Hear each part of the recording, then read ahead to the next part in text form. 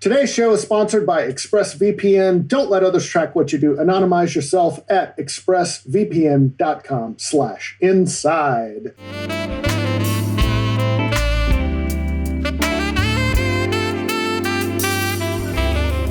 Guys, welcome to the Inside Gaming Podcast, where we talk all about video games. We got a lot of news to hit this week, but first, the introductions. My name is Brian. I'm your host. Amir, go ahead and take it away, friend. Hey, it's Amir. How you doing? What's up? Evan Campbell here at Darth Burrito. I'm ready to talk about PS5, but the biggest news this week is I got a haircut.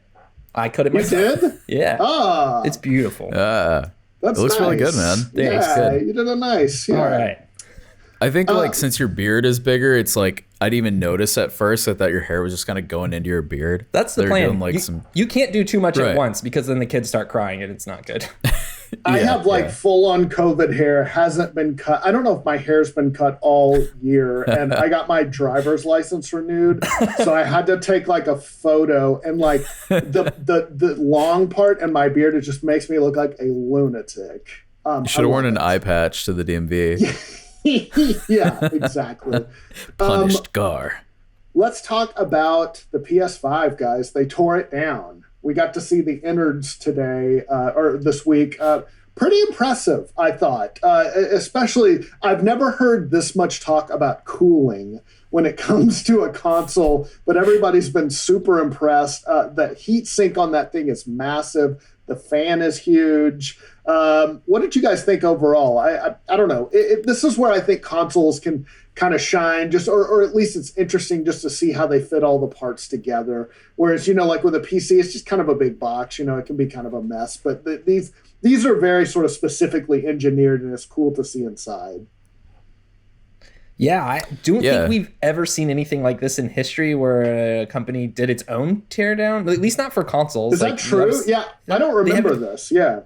It's usually like other YouTube channels doing it. Yeah. It's usually like the tech YouTubers do it. I mean, even Xbox, they gave their consoles out early to like Digital Foundry and stuff for them to do it. Yeah. Right. So it's really, really cool to see this. This is the kind of stuff I love. I wish they would have shown it off like months sooner, or at least when that conversation was going off with the Xbox stuff, so they could have went like toe to toe in a fun way. But whatever. It's still really, really cool that we got this. It's cool that the whole thing is just in Japanese. They're like, we know who this is for. Yeah. But super fun. I don't know. I feel like it's a little late to do a teardown because I feel like we're gonna get it in like a month anyway. So it's like I don't know. It's cool to see like the guts of this thing, but at the same time, I don't know. It's like the one thing that kind of worried me, like when he took the little flaps off or whatever you want to call it. I was like, how thin are those? Because they look very like easy to come off. You know what I mean? Like it looks, I don't want to say cheap, but like it looks the flaps, the big white wings. Yeah. Just the way he popped it off and just how it looks, it doesn't look complete. I don't know if that makes sense. It did come off easier than I'd expect. I guess because there's such a visual and striking part of the design, and it's like either you love them or you hate them. But yeah, they just kind of snapped right off. Which kind of got me wondering, why are they even there? It's just so it's just like a decorative thing, I guess. I mean, I don't know any other part of it, and the inner console has kind of a weird curved design. I mean, the cool thing is you can get like custom. You can get custom pieces, is what everybody's saying. Those are coming. Yeah, it's not guaranteed, but those are definitely right. Certainly. Yeah. I think that's the point of it. I think the point of it is just to have them like be interchangeable. So you can, because I mean the previous consoles weren't exactly interchangeable as far as like aesthetics goes. No, I think like the last one was a 360, right? Because Xbox One, I mean, you could get like third-party skins, but the 360 you could do like faceplates and stuff. People kind of mess around with their switches and like the 3DS, people did a lot of kind of swapping and customizing and stuff like that. Custom controllers and custom Switch like paint jobs and stuff have just been on point. Like I just see some really cool ones every once in a while. I mean, before they even had like Animal Crossing versions of Switches, people doing their own versions of that, like painting like really cool repeating patterns and stuff with like Animal Crossing items on them. And I don't know, so I guess in some extent, maybe we're about to get a lot of really bad, like branded PS5. Oh, most definitely. There was so many bad 360 ones. I can't imagine. Maybe you get a Chex Quest one. I don't know. Which is stovetop stuffing branded PS5. Macaroni. Let's support that one. Yeah. Hamburger helper. What do you guys think of those faceplates? I mean, they don't bother me really. I mean, I'm not one to really care what it looks like, I guess. So it's fine. It is weird how it needs the stand to, it can't lie down on its own. It can't really stand up on its own. So it does feel that part feels a little, like a toddler. A little clunky. It's just a little drunk. Yeah. Go home PS5. Yeah. I mean, go ahead, Amir. I like it. I like it just on a surface. I like how it looks. I do really like the look of the PS5. Just because it's different, you know what I mean? Especially with those flaps. But I mean, like I said, it's just when he took them off, I started to get a bit worried. I'm like, I feel like I'm gonna knock this thing or bump it, or because it's massive. This thing is huge. And I feel like having it on your entertainment center, if you're going to plug something in, am I gonna elbow this thing and the flaps are just gonna go flying across my living room? I don't know. I'm a bit worried, but I do like that you can set it horizontal. I was a bit worried because I didn't want it to be vertical like that. I just prefer my consoles to be horizontal, especially considering how massive it is. Yeah. Vertical to me just always feels like you're tempting fate, and that it's gonna fall over. Yeah, I want it down. Oh, especially you guys with kids. I feel like your kids just run up and smack it down really quick. I mean, that's just a learning opportunity, really. I'm definitely going vertical with mine. Actually, I wish that the flaps you could fold them down like a Star Fox R-Wing, and you could just put it into battle mode for extra cooling or something. Yeah, just flap them down that'd be cool. That would be sick. I have an OG Switch. It has taken big falls onto hard floors at least 3 times from high up, wow. Maybe 6 feet up. It's survived. The Joy-Cons kind of shield it because it always lands on a corner, so it's going to hit the Joy-Con and not the brain, CPU part of it. Right. But I feel like one of these, if you breathe on them wrong, they just look, especially that PS5, it just looked a little delicate to me. It'll be fine. I'm sure it'll be fine. It's got those 2 layers of insulation in there to keep it nice and quiet. It's going to be all right. A big ass fan. Cool. I'm ready for it. That intake though, that thing is huge. Oh, the heat. Oh, yeah.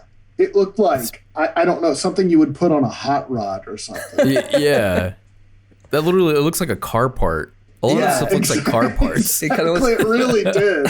Yeah, it's super. Sorry, go ahead, Evan. I was just gonna say it's just super fun, seeing all the pieces splayed out on the desk. Like that, and just being this is our console, just whoa, that's really cool. Yeah, I love that stuff. There was a tweet I loved about that. Somebody tweeted, when you buy your PS5 at IKEA, showing it all splayed out, you gotta assemble it yourself. That was really fun. Yeah, I don't remember either. That y'all brought up a good point. I don't remember anyone doing a teardown like this just on their own, but maybe that's just they want to just control the narrative a little bit, or just kind of, okay, we did a tear. Well, we're gonna do the tear down. We're not gonna let you. Yeah. I mean, obviously, once they get out in the wild, people are gonna tear them down. I think that was a big criticism they had too. Right after we did a story about the Japanese reviewers having access to those consoles in a really controlled environment to PS5s. Mm-hmm. And that kind of, I mean, that video came out too fast for it to be a reaction. I feel like a long video like that, it takes at least a day or 2 to cut it together, depending on the processes that they're under and who's available to do it or whatever. A massive company, I'm sure they have access to editors and cameras or whatever and production. But to do the shoot and then to get everything edited and publishing and everything, it seemed a little fast to be a reactionary video to people claiming sure, Japanese reviewers got them, but in a controlled environment. So it might be part of their marketing lead up and ramp up. And we talked about this, I think, last week, just in terms of Microsoft's ability to kind of control the narrative and the message around their new box, which PlayStation, I feel like in their case, they don't have as much support in that way. I've always heard this weird stuff about Sony marketing, even with their first party exclusives sometimes. I remember running into some Naughty Dog devs who were Uncharted 2 is about to come out. We've barely got any marketing for it, at least not in the same way that God of War got or something. And maybe because it was unproven at that time, but they were a first party exclusive. So I think this might be something that Sony kind of struggles with I think they're either hit or miss. Like they either really knock it out of the park, but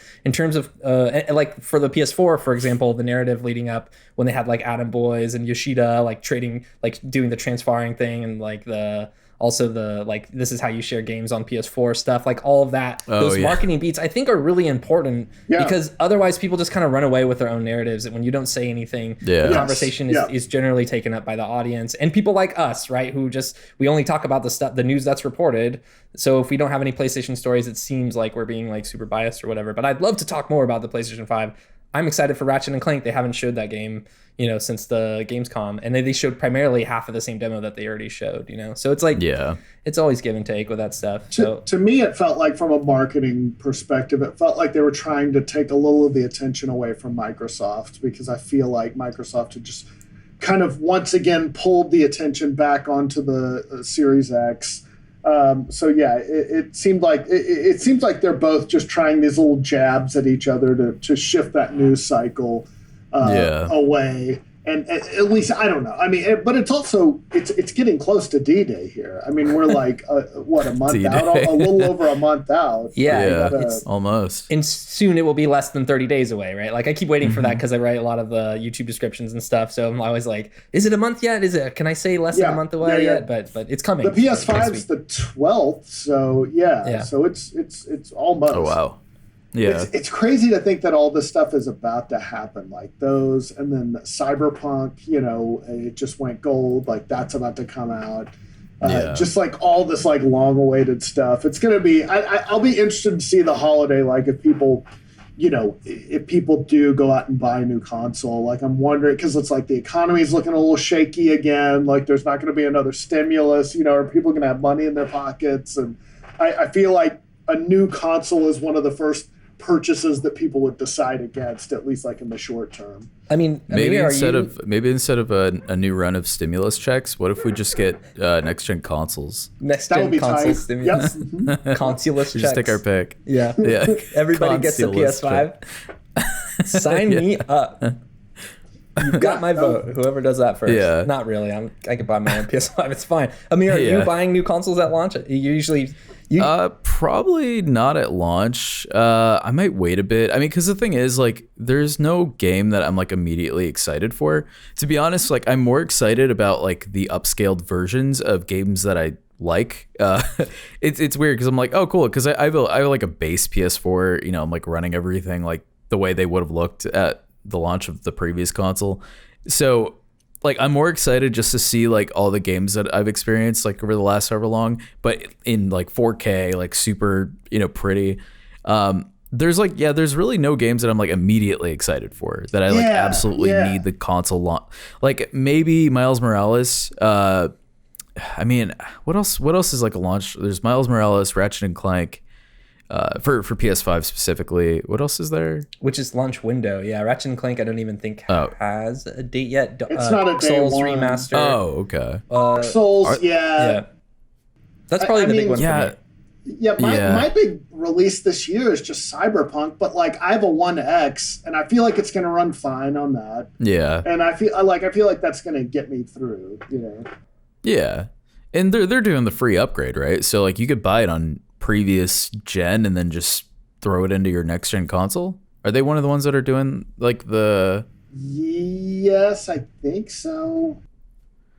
Because that's one thing for Cyberpunk specifically is like I feel like I would probably get an next gen console just to play Cyberpunk and like its full fidelity or whatever you want to call it, because obviously it's a very anticipated game and like I want to play it and I don't want to play it and have my PS4 sounding like it's about to fly out of my room. Right. Yeah, so I don't know. I mean, I feel like playing Cyberpunk would be something that would get me to get a next gen console. It'll be interesting to see how that works. I mean, I think the closest examples, every next gen consoles release that happens, we run into a similar situation. But I think Nintendo probably has the best examples where both with Twilight Princess and with Breath of the Wild. Those are their like two big flagship titles at the launch of those consoles, where you could play it on the previous generation and the next generation. So now that everybody is just going to kind of be here for that, I wonder how the transition will be if the new game console drought is actually going to be felt as hard, because there's just so many more games to play. I think that if we're still staying focused on PlayStation 5 today, the PlayStation Gold like classics, where it's just all those PS4 classics. I mean, there's a couple of those games that I probably haven't played, but geez, that is such an awesome lineup. And even if you went into each of those games and played like 4 hours of them, that's still like 60 hours of playing, like even if you don't finish them, it's a lot of games. The only problem is I own all of them, or most of them. The ones I care about, I already own them. So it's like, I mean, it is really cool that they're doing that, but at the same, because like, is it like, how does that work? Is it just included in your PlayStation Plus? Yeah, if you have PS Plus on the PS5, you'll get. I'm trying to think of something. I haven't played Arkham Knight.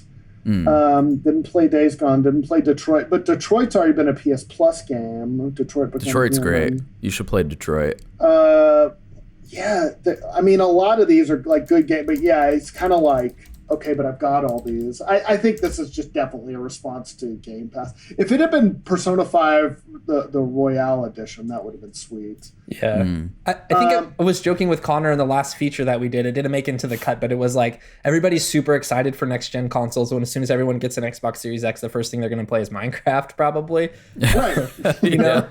I mean, I'm guilty of this too. Like, I love Minecraft, and it's an easy game to pick up and play with like my family, my brother, or whoever wants to kind of like jump in and just kind of chill without having to invest a ton of money. It's going to be like $20 or something, but it is still that game is still you can play like a survival game or something like that, and just enjoy yourself. I do feel like for the Series X especially, you get Game Pass. I mean, you're set for. There's going to be something in there you haven't played, and you'll be fixed for, at least until something. It's like Halo comes out or something like that. Yeah, and you're gonna have Call of Duty, right? Like that's like you're gonna have these big AAA flagship titles. Cyberpunk, and Call of Duty, and Assassin's Creed, probably Valhalla. See that's the thing about that whole PlayStation's answer to the game, because Game Pass is awesome, right? And I feel like if they even want to remotely compete, like having your big titles from the previous gen is really cool, but like, is that going to be an ever evolving thing? Or are you going to keep adding to it? Is it just going to be 10-year-old games? Like, I feel like having those titles in this place that you can download them on the next gen console is awesome, but I feel like you have to add to it, you know what I mean? Like, it has to be more recent games. Are you talking about with the PS5?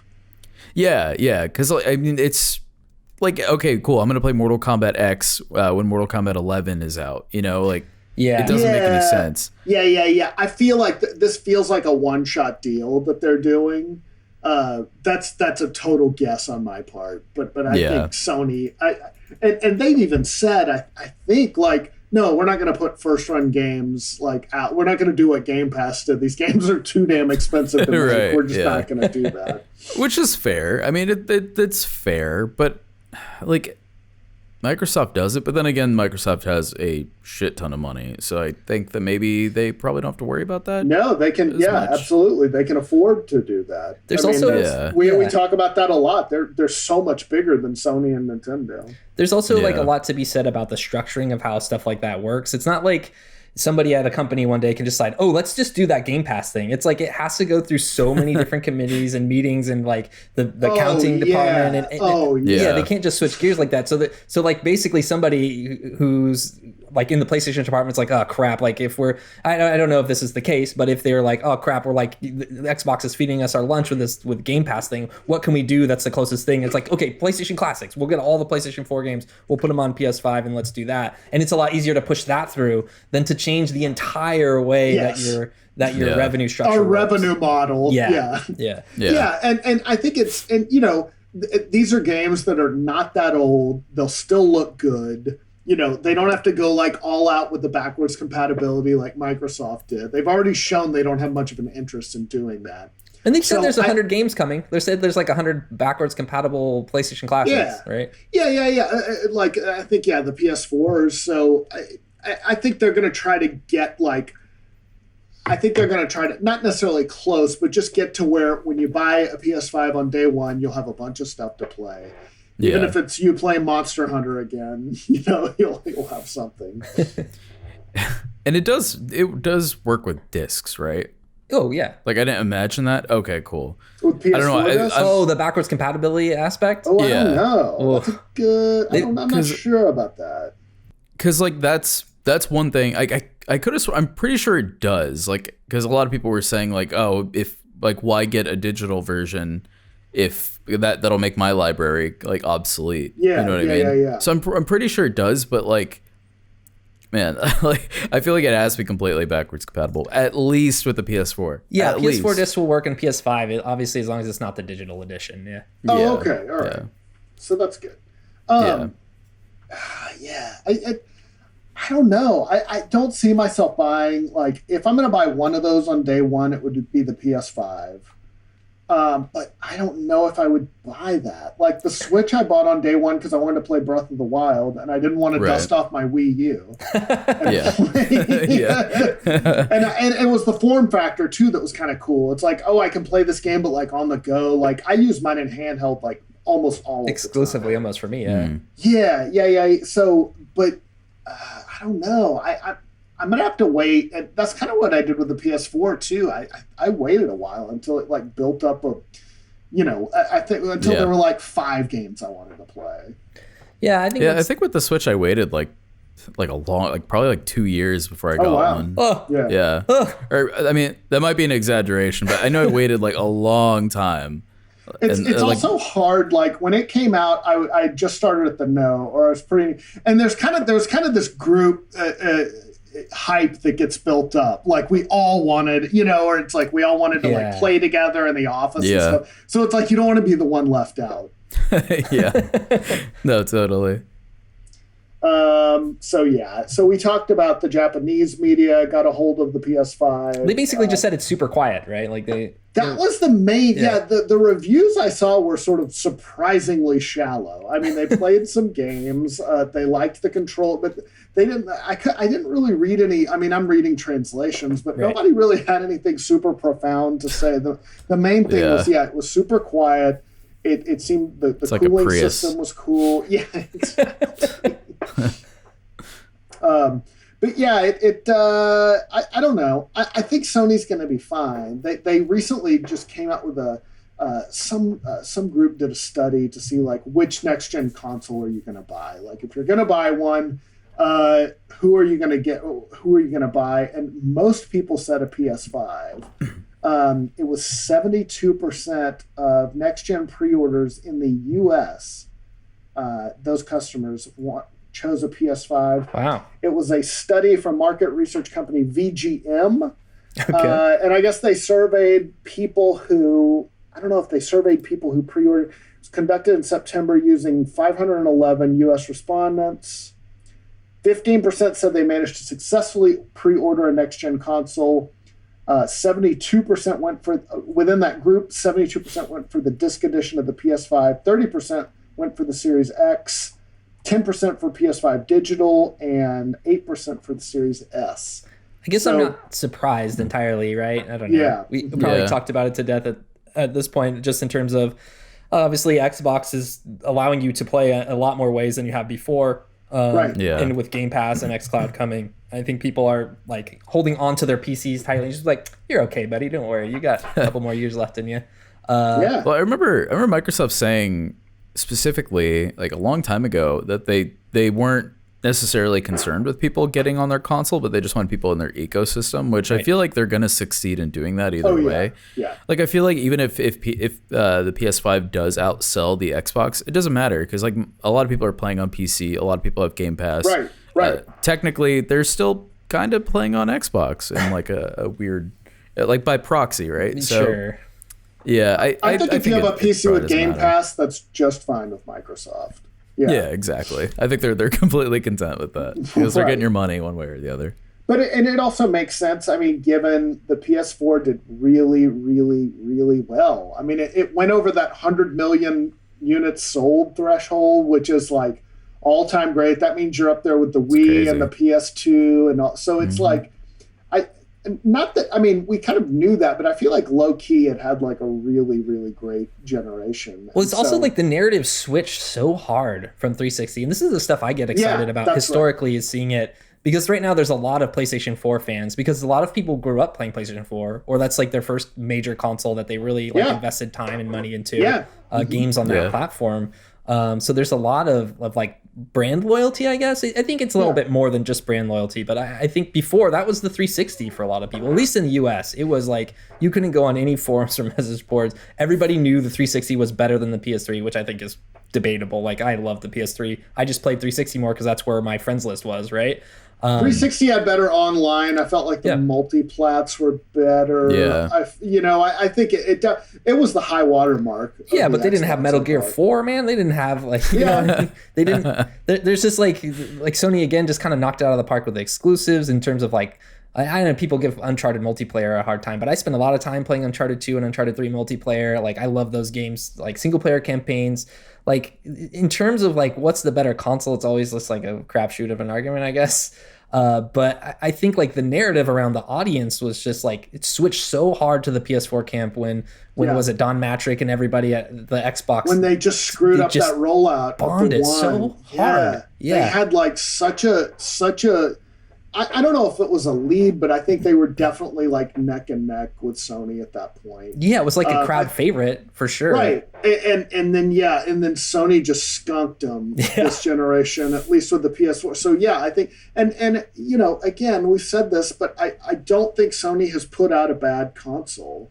PS1, PS2 were great. PS3, I felt like, I don't know if I would call it great, but it was very good. I didn't feel disappointed. PS4 was definitely great. I mean, the handhelds are a different story, but although I like the Vita. Yeah, I think the Vita. But I just think with Sony, I'm still left with that feeling of they're not going to let me down. I'm not going to feel like I did when I got the Wii U or something, and it's like, man, there's just not a lot to play on this thing, which is like the worst feeling. But I feel like you're in pretty good hands, and I think Microsoft very smartly has shifted to, well, we're going to get more into streaming. We're going to get more into services. We're going to do all this other stuff. And I think it's smart. It'll be interesting to see when Bethesda and all their new studios start rolling out games. I can totally see them making a really strong exclusives case at that point. It's not going to happen now, but 4 years from now, it could be a totally different. It probably will. Oh gosh, I just realized I said Dark Souls earlier instead of Demon Souls, and now everybody's going to destroy me in the car. Oh no! Get out of here, Cash. Yeah. Oh, see, here's my gamer badge, my gamer gun. Let's move on and talk. Speaking of Nintendo, we were mentioning the Switch earlier, and of course, Joy-Con drift has been the major Achilles heel. I think I wrote in the script that it was the biggest hardware failure of this generation. I think that's right. I can't think of anything that's kind of come close. Besides for Red Ring of Death, you mean? And like compared to this generation, drift? Though. But compared to like the PS4 and the Xbox One, I don't think either of those have had like a major, like something that can compete with Joy-Con drift. Oh, not at all. Not this generation. I could have sworn there was something with PS4. I could have sworn. Red Ring of Death is still the champ. I mean, that will always be the champ. I mean, there's also the during the PS3 last generation, the PlayStation hack, I think, is like a monstrous. The Yellow Light of Death. Yeah, the Yellow Light of Death. That was the PS3. But drift is still I don't think they fixed it. I mean, I don't know, like in terms of newer. I haven't noticed it on my Switch Lite, but I've gone through 2 sets of Joy-Cons on my OG Switch. And there's one of the firms that filed a class action suit is basically asking for testimonials from people, like little short videos that they can play. And they said in their request for this, they said, we're working on putting together a montage of video clips from Nintendo Switch owners such as yourself as a way to give voice to the Joy-Con drift issues you've experienced. This will be helpful to us in responding to Nintendo's arguments about how this isn't a real problem or hasn't caused anyone any inconvenience. Now, this is them quoting or paraphrasing Nintendo, so you have to consider the source here. This isn't Nintendo Direct, and Nintendo has apologized. and they're fixing them for free. But it is interesting that in court though they seem to be arguing quite the opposite. Yeah, and I wonder how that discussion goes, because they're like, well, it's not a big problem, but we have a whole system in place for taking in the Joy-Cons and fixing them and sending them back to people. And then sometimes people complain that they're still not fixed, so, it's fine. Don't worry about it. Like, right. I don't know. It is a really weird situation. I think that title for the Daily was particularly hard to kind of hammer out, because like you said, it's paraphrasing not even just Nintendo, but Nintendo's lawyers, like, which represent them legally, right? Like in official capacity. More official than you could possibly get. But it's and of course the prosecutor would have that angle because they're on that side. They have to defend. They have to say no, like this is a huge problem. So even if the argument isn't even that, they would have to frame it as that. I guess that's right. Argue it in court. Yeah. Right? Yes. So it's a wild thing to even conceive that somebody would sit on in a court case and try to say like, hey, this major hardware defect is not a problem at all. Don't worry, we got it handled. I think what's particularly egregious about it is, like you said, they haven't made an effort to fix the root problem. Like, if they're still selling new Switches that have drift, that's just like completely unacceptable. Because at this point, I don't know if it's new consoles that are experiencing drift or it's just like a backlog of old ones that people are sending them. But like, go ahead, Amir. Well, I was just gonna say, I mean, it's kind of like, like when you have like a car, right? Like, let's say you buy a used car, it could be like 2014. Another car analogy. I don't know anything about cars. I don't know. I bring up another car analogy, but like if you have like like a 2014 model and like there's something wrong with the airbags that they discovered, and they'll like send out like recall notices and. They do that kind of like retroactive, like fixing this sort of thing. So like still having these consoles with these issues out in the wild. Yeah, it is. It's not cool. I mean, I've never experienced this, but then again, I always use my Pro controller, so I never even really touch my Joy-Cons. My Switch is docked like all the time. So I guess I'm not super familiar with like how bad this issue is specifically, like as far as like it affecting the actual like just the ability to actually play your games without it being completely frustrating. It's super frustrating when it happens. It really is, and it's it's just so weird. Like, haven't they figured out how to manufacture joysticks at this point? Like, you would think, considering how long they've been doing it for. Yeah, and I think the deal is it like scrapes off some of the interior of the Joy-Con, and then it sort of builds up, and it makes it think it's making a connection when it's not. And so your character or your aiming reticle will move. So it's very frustrating. I even noticed it on an Xbox One controller. But nothing to the degree of the Switch. I mean, it used to happen with like N64 controllers all the time, right? Yeah, that's a different. That was my first thought. Yeah, I think that's a different situation, and I think I didn't know it happened. I never experienced that. Oh yeah. I guess. I don't know. I guess when you're younger, you just kind of beat the crap out of those like hunks of plastic. I have a Nintendo 64 controller with the joystick. It's just it doesn't stay straight. Is it the floppy one? Does it just like jiggle around if you shake the controller? Yeah. I know exactly what you're talking about. That Too much Mario Party for you, kid. The weirdest controller. But it is frustrating that like I think part of the problem that they run into, right, is having enough space in those little tiny Joy-Cons. But even Pro controllers experience drift, is what I've read.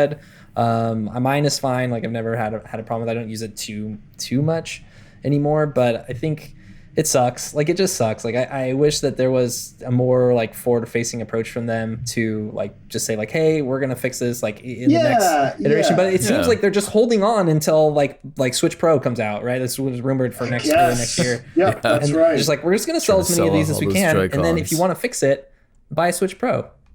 Available. But that's the problem though. The Joy-Cons are expensive. They're $80. And I feel like Nintendo's just kind of hoping it'll go away, but that's an $80 replacement charge. That's crazy. Well, for them it's like an $80 million like factory whatever situation where they have to change the way that all of the Switches are manufactured and the Joy-Con parts are manufactured, I guess.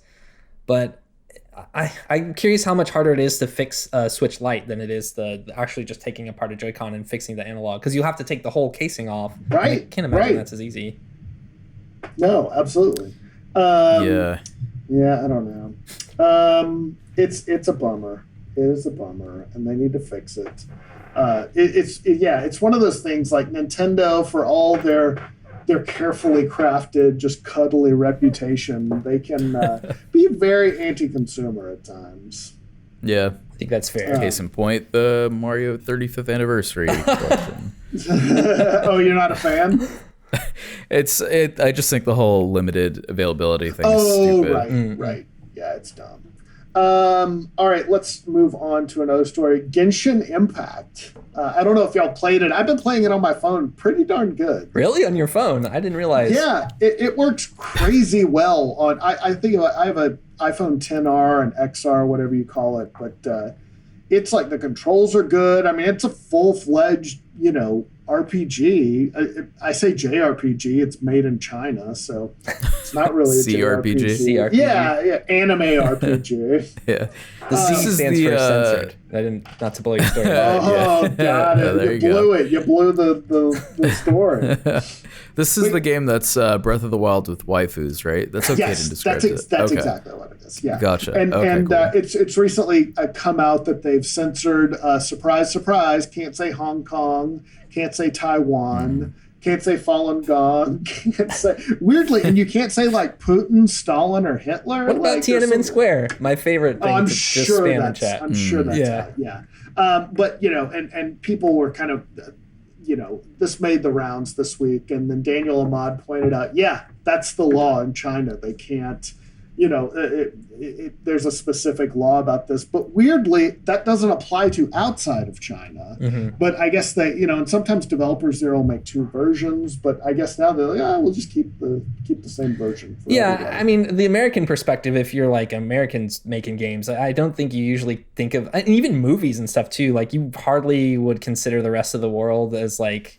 They kind of just get you make the thing and then they kind of just get the scraps. And if there's like I know that there's a big argument about like the Chinese audience, but I feel like in terms of if I was like in China and making a game, I probably wouldn't think about the rest of the world until like my game was done, or something like that. Like localization is a process. It's a long process and it's kind of rigorous. So I think especially for a text-heavy game like this. Yeah, and you either decide like early on that you're going to have it or you're not. So it's probably one of those things where like I guess it's localized because you're playing it, right, Brian? So it's localized to the extent that you can read things in English, but that they wouldn't make a new version to like uncensor things. I guess what I'm trying to say is localized. It's voice acted in English. Oh wow. I mean, okay. The whole. I mean, it's a full featured game. Yeah. Yeah. So like, and it's free to play. That's why I'm like acting all amazed. I mean, it's free to play with microtransactions. I mean, maybe there's even fear there. Like if your worldview is like, oh, we're going to get in trouble with the government if we don't censor this stuff.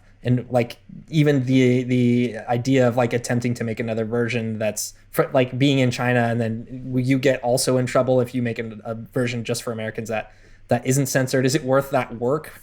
I mean, for us, obviously it is. We value freedom and free speech and like, obviously it's definitely worth that work, but it's hard to consider to put yourself in someone else's shoes who lives in that world and think about like how they would make decisions. Cause it's obviously going to be different, but it sucks. Like just flat out and this was a big project. Like there were reports that they spent like $100 million in this game. So they could. This developer had to have some sort of investment. I don't know who their backers were. If this was like a Tencent or a NetEase thing. I was gonna say, is it? They're Tencent? Trying to. Yeah, I mean the Chinese market. They've been trying to kind of go overseas with their mobile stuff. So this is like an example of that to try to get their games wider exposure just beyond the Chinese market. And this is I think this has probably been the biggest Chinese release ever. So.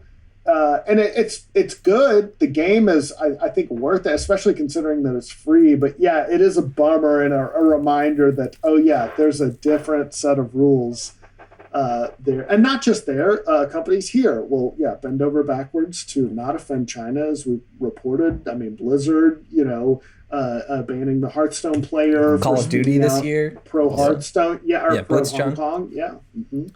Yeah, all that stuff. It's weird that it comes up so often now. I feel like you wouldn't get a lot of these stories, and now it just seems like the floodgates are kind of open, or maybe we're just becoming more aware of it because we've got a couple of big ones. I think, I think that's the case. I think we're just realizing it now. All right, we will get to the questions in just a second, but first, guys, let's talk about our friends at ExpressVPN. They're back, baby. We love them. You should love them too. You need a VPN, guys. It's just something you need in your life. And why do you say that? You're like, Brian, why do I need a VPN? Well, when you use the bathroom, you always lock the door behind you, right? You don't want a random passerby looking in on you. No, that's weird. So why would you let people look in on you when you go online? Using the internet without ExpressVPN, it's just like going to the bathroom and not closing the door. You don't want to be an open door pooper, at least the internet equivalent of that. Your or ISP. Outdoors. Yeah, exactly. Yeah, don't be that way unless you really need to. But did you know your ISP knows every single website you visit? They can sell that information to ad companies and tech giants who use that data to target you. ExpressVPN puts a stop to that, creates a secure encrypted tunnel between your device and the internet so your activity can't be seen by anyone. I use it on all my devices. ExpressVPN works on everything, phones, laptops, even routers. So even everyone who shares your Wi-Fi, they can be protected. Your neighbor who's stealing your Wi-Fi, they're protected by ExpressVPN. It's great. Everybody wins. So if you're like me and you believe your online activity is your business, secure yourself by visiting expressvpn.com/sendnews, all one word, today. Use my exclusive link, expressvpn.com/sendnews, NEWS, and you can get an extra 3 months free. That's expressvpn.com/sendnews. And also, let's talk about a newer sponsor, but no less important, Keeps. So, guys, so much of our identity is wrapped up in our hair, right? I think we can all agree your hair is important, from how it feels after getting a fresh cut, like Evan just got, to the way it's perfectly styled before going out like a mirror, always perfectly styled, beautiful head of hair on a mirror. That's how we get into our 20s and 30s and start noticing, I shouldn't say our when I talk about 20s and 30s, I'm long past that, but when you start noticing your first signs of hair loss, it feels like you're going to panic because nobody's ready to go bald. No, that's like not good. It's like, oh, I'm officially old now. I'm like Mr. Burns from The Simpsons. Thankfully, now there's Keeps, the simple and easy way to keep your hair. Did you get it? Did you know 2 out of 3 guys will experience some form of male pattern baldness by the time they're 35? That's a very young age to me. The best way to prevent it, though, do something about it while you still have hair left. You used to have to go to the doctor's office for your hair loss prescription. No, thanks to Keeps, you can visit a doctor online, get your hair loss medication delivered right to your home. They make it easy. They deliver your medication every 3 months. Say goodbye to pharmacy checkout lines and awkward doctor visits. You don't have to do that. They offer the generic versions of the only 2 FDA-approved hair loss products out there. You may have tried them before, but probably not for this price. Keeps treatments typically take between 4 to 6 months to get results, or to see results rather. So it's important. You got to act fast. The sooner you start using Keeps, the more hair you'll save. If you're ready to take action and prevent hair loss, go to Keeps, KEEPS.com/sendnews to receive your first month of treatment for free. That's Keeps, KEEPS.com/sendnews, and you'll get your first month of treatment for free. You can't beat that. And you got to do it now while you still got your hair. Don't wait till you start blowing your feathers. You're going to be in trouble. Do it now. Thank you to Keeps. All right, let's get to the questions. I'm the ready. Best part of the show. That's right. This is a good one. Devout Frenzy asks, do you think console sales will be hurt this year without in-person shopping due to COVID? I'm mainly talking about a parent coming into a store and talking with someone to determine which console to get. That conversation can't really happen when shopping online. Thoughts? Wow. Good question. Yeah. That was a good question. I feel like The this is the stereotypical grandparent coming into GameStop and just asking, what should I get? the ultimate Yes. new Yeah. console hypothetical, which we hear about Yes. all the time. People getting confused by brand names, the whole That's deal. right. I'm glad, Amir, you're here with us today because you're an expert on all things retail, right? Oh yeah, Do you think that I did work at GameStop. Do you think that there's a lot of sales, contributed to that by parents coming in looking for that next hot console, but they don't know what to buy? Yeah, I think so. But at the same time, it's like it's gonna be kind of hard to get consoles anyway because I feel like a lot of people are buying them up during this time. So I don't. It's kind of hard to say if the lack of in-person shopping will affect it as opposed to just general demand. But I don't know, because I feel like most people are buying stuff online anyway. Like people who would normally go to a store they've become, I assume they become a little bit more apt in just doing research online and just like, oh, I can go to Amazon and buy this console for little Jimmy. Like I feel like it's probably not that hard, but I think I don't know, it might to an extent for like the really really old grannies out there that are trying to surprise their grandchildren. Sure, but maybe. like COVID has probably trained a lot of parents and stuff too, right? Like people who didn't shop online as much before maybe are now. I mean, maybe people don't care. There's definitely a large demographic of people in the US who just don't give a shit, but right. But I think there is a larger, more responsible demographic as well that probably, if they weren't so hot on the online shopping, and maybe they've picked up a few new skills since then too. Yeah, I think so. I think that's 100% the case. Because I know I bought a lot of stuff online that I shouldn't have bought. That I didn't really do a lot of online shopping before quarantine, but here we are. So I think little Jimmy will get what he wants. I mean, getting that toilet paper delivered to your house is the way to go. Right, exactly. I've gotten my last, let's see, I think I got a PS4 off Amazon, didn't have a problem. Got a Switch off Amazon, didn't have a problem. I know some people don't, are like, no, we're not going to do that. But or they'd rather go in and buy it, in person, which I totally get. But yeah, I do think that's going to mess it up. Just sort of somebody coming in and it is, I don't know, if you're a shopper and you're older, my dad does that all the time. He loves striking up a conversation with the salesperson and then just, he just loves doing, I think older people just like doing that. Yeah. There's a lot more of a transaction, that like emotional plus physical transaction that happens, I guess, with that right. type of style. I think that you brought up supply and demand is actually pretty interesting too, because I think these first couple of months are just going to be a rat race to whoever can get those pre-orders as fast as they can. It kind of already is. Yeah. Right. I mean, yeah. So if there's any left over for these other, for the retailers, and it's just such an interesting time. Like it's so different than any like console launch we've experienced before, mostly because of COVID. And it's like, how many like actual hardware units are now, or how many less have been allocated for retail based on that fact alone, just based on how many people are going to be online shopping and pre-ordering online and all that. So I'm really curious to see what happens when the next wave of pre-orders hit. It's supposed to be soon, right? Because we've got, consoles launching within the next, a month or so.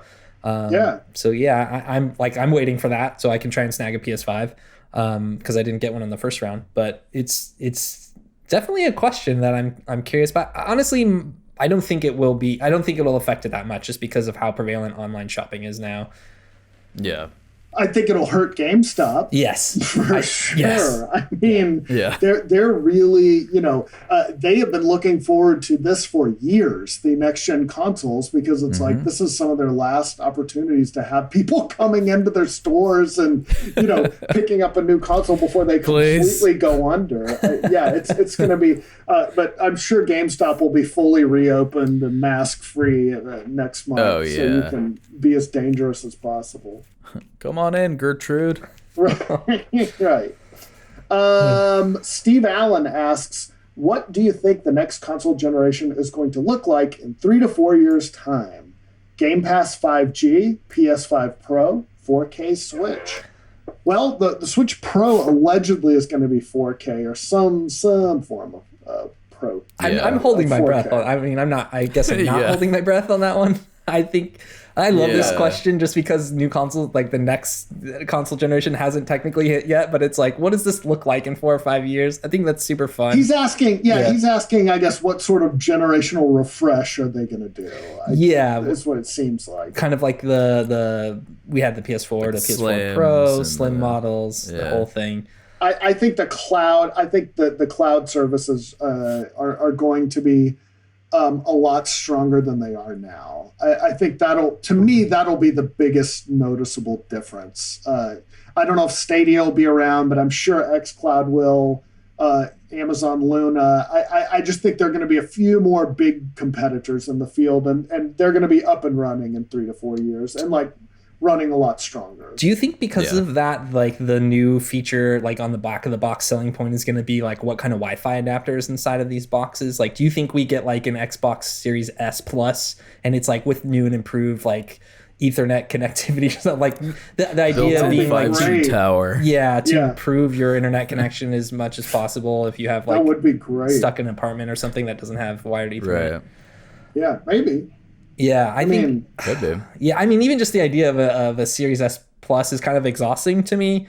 I think like Nintendo will probably go about it right. There's always different SKUs, and they haven't, I guess, technically during the 3DS era where like things got real confusing real fast with like new 3DS, 3DS Lite, right. 2DS, and all of that. XL. Yeah, 3DS XL, new 3DS XL. The Switch needs a refresh. Though, it does, because it was underpowered when it released three and a half years ago. It's really underpowered now. Yeah, and it's gonna. But with the new consoles coming out, it's just gonna make it look that much worse. True. And they've done okay by it, right? Like they usually tend to get by. Like I remember when Splatoon 2 was a thing, and it looks fine. Like it plays fine, obviously. It doesn't. Yeah, they've never been huge into graphics, obviously, but there has to be some minimum bar. just for the ports, like at least for the ports, because I feel like for the Switch, I mean the first party titles, like they don't have to like look insanely realistic. You know, like right. I'm okay with Mario looking like a like a cartoon. But yeah, I mean if what was it, The Witcher that Witcher looked 3, like complete ass on the Switch? Like I feel like for ports like that, they should definitely think about doing some kind of better anything just to make it look a little bit better, run a little bit better, so that way there's actual like incentive for even playing these games on the go. The Switch Pro is interesting too because it has two components there. It's like what the handheld and the docked version, right? Like that dock actually doesn't do too much. Like I think originally when we heard about it and the rumors were going, it seemed like that box was going to do a lot to like upgrade and upscale, right? And it does a little bit, but it doesn't do like as much. Like it doesn't make the games like these incredible powerhouses, right? And oftentimes you're trading off frame rate for the resolution. Yeah, I thought there was going to be some sort of magic inside that dock that sort of did more than it really did. It doesn't really. I think my brain has just tricked me that it does all this time, because like when I put it in, I'm like, oh, it looks so good, but I think it's because it's just bigger. It's just on a bigger screen. But I think the natural evolution of these next gen consoles would definitely be slim versions. At least I would hope so, because I feel like with the PS5 and the Xbox Series whatever, I feel like they're both so big that you would need a slim version. I'm so excited because what does a PS5 Slim even look like? Like they've just completely blown up my expectation for what the next console. The cooling is such a big part of it, so I don't know how slim That's true. Can get. Does it have like different shaped panels on the side? Do they go back to the sleek box style? It's just so the panels. Curious. Yeah. I'm guessing they'll just make a more powerful version. I mean, that's what you expect. I don't know. Yeah, the Slim. I don't know. We'll see. I better get those retractable wings. Is all I'm saying. I want to make it all right. Yeah. I want mine I want my wings to sort of have some motion, like they slide open. That would be sick. Like they slide back and then like. Yeah, like a car opening or something. Right. That's what I want it to look like. I didn't even think of that. Have them open the other way, and it'd be like a DeLorean. Yeah, like a friggin' exactly, gull wing or something indoors. That'd be cool. Steve Allen asks, have you played or experienced something in a video game that you've then gone and done in real life? I was one of those kids that played Tony Hawk Pro Skater 1 and then went out and got a skateboard. And more recently, I got myself a copy of the Cyberpunk 2020 tabletop game. Okay, cool. I was worried he was going to say I got myself like a robotic arm or something. Saw Cyberpunk. That's a good question. Has a game inspired me to do stuff in real life? I feel like definitely when I've played like GTA and Assassin's Creed, like particularly 2 and Brotherhood, and then visited Europe for like the first time. I've only done it once, but it's like, wow, these structures look like this. So you just start like just randomly killing people. Well, also, the assassinations. Right. But yeah, Evan with a hood.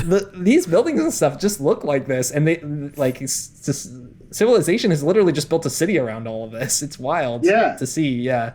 I remember when I played GTA 3 for the first time and just being blown away because it was so cool at the time, and then like just sort of binging that game and then driving somewhere to go get something to eat, and it did mess with my driving a little bit.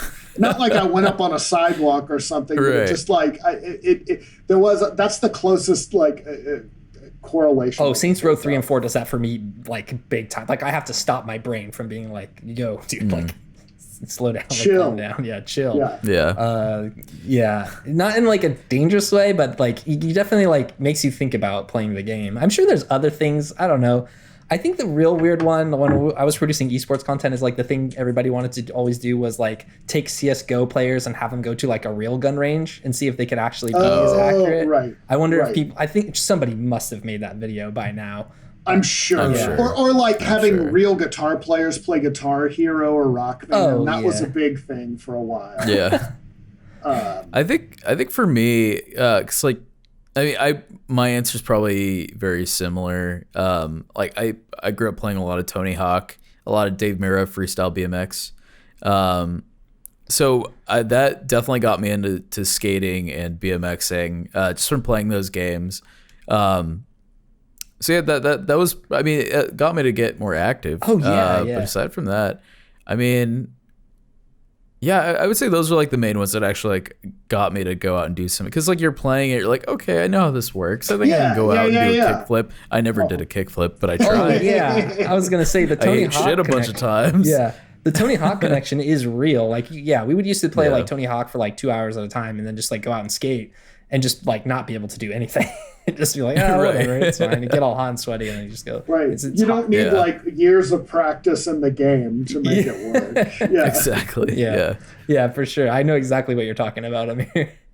Yeah. I'm trying to think if there's God, there's got to be something like the real. I remember like on many occasions wanting to be able to read Japanese to be able to play imports.